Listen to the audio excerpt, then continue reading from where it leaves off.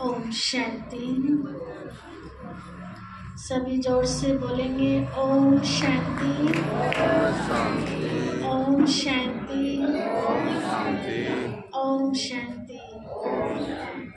बहुत देर से बहुत सुंदर सुंदर बातें हम सब सुन रहे थे। अभी लास्ट में एक बात सुना कि अमरदीप भाई जी ने पूरा किया कि यहाँ रोज आकर आपको कुछ नहीं करना है, केवल सुनना है। तो ये बात हम आपको क्लियर कर दें, केवल आपको यहाँ सुनना ही नहीं है, कुछ करना भी है। ठीक है, अब तक सुनते ही तो आए थे हम सब जगह, लेकिन किया नहीं था।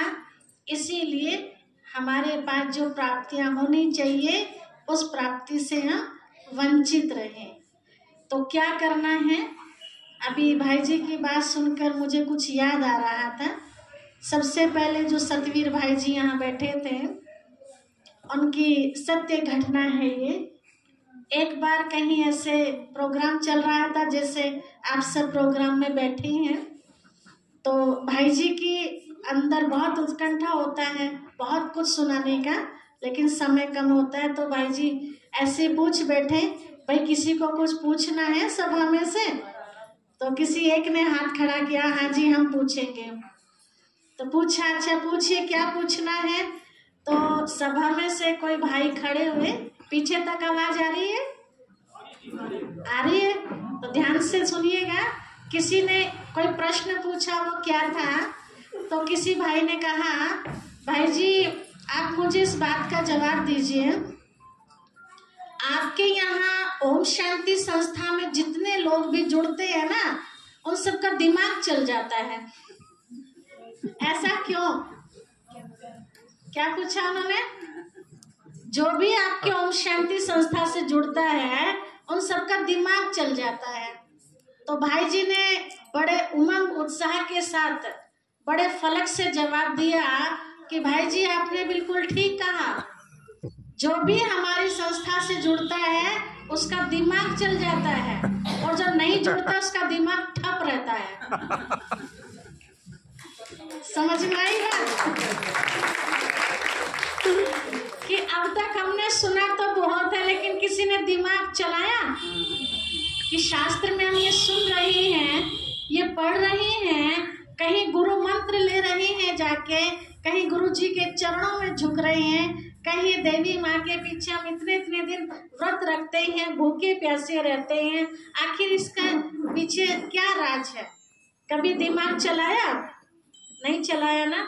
बस जो किसी ने सुनाया, सुन करके वैसा ही करना चालू कर दिया। लेकिन यहाँ जब आप सुनेंगे तो यहाँ हर रोज जो भी आपको सुनने को मिलेगा, उसमें आपको दिमाग चलाना है।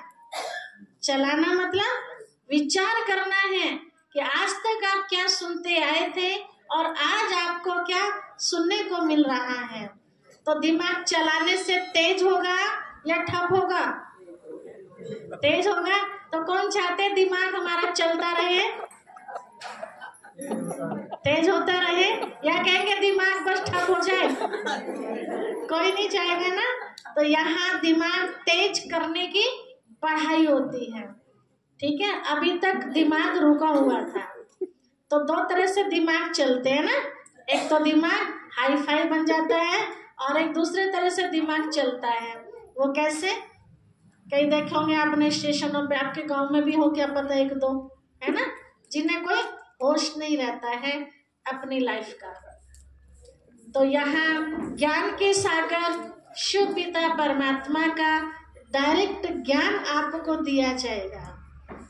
जिस पिता परमात्मा का हम सब इंतजार कर रहे थे, पुकार रहे थे हम सब उन्हें कि हे प्रभु आप कब आओगे, हमारे दुख दर्द हरोगे, हमारी पुकार कब सुनोगे। तो उन्होंने हम सब की पुकार सुन ली है और वो धरती पर आ चुके हैं, और आकर के वो दुनिया लाने के लिए हम सबका सहयोग मांग रहे हैं। वो दुनिया जिसको सतयुग कहा जाता था, आज वही दुनिया क्या बन गई है? कलयुग बन गई है। तो हम सभी चाहते हैं कि सतयुग आ जाए, तो उसके लिए परमात्मा पिता कहते हैं बच्चे थोड़ा सा कदम आगे बढ़ाना होगा। एक छोटी सी कहानी सुना के मैं समाप्त करती हूँ, टाइम बहुत आगे जा रहा है, फिर हम सब कल मिलेंगे। बताते हैं कि एक बार किसी गांव में आग लग गई थी, बहुत भयंकर तरीके से किसी की झोपड़ी में। आने जाने वालों ने देखा आग लगी है तो कई उसकी मदद करने के लिए आगे बढ़े, कोई बाल्टी भर के पानी डाले, जिसके हाथ में जो भी डिब्बा आए जो भी आए सब मदद कर रहे थे उसकी झोपड़ी को बुझाने के लिए। तो वहां से एक चिड़िया उड़ के जा रही थी।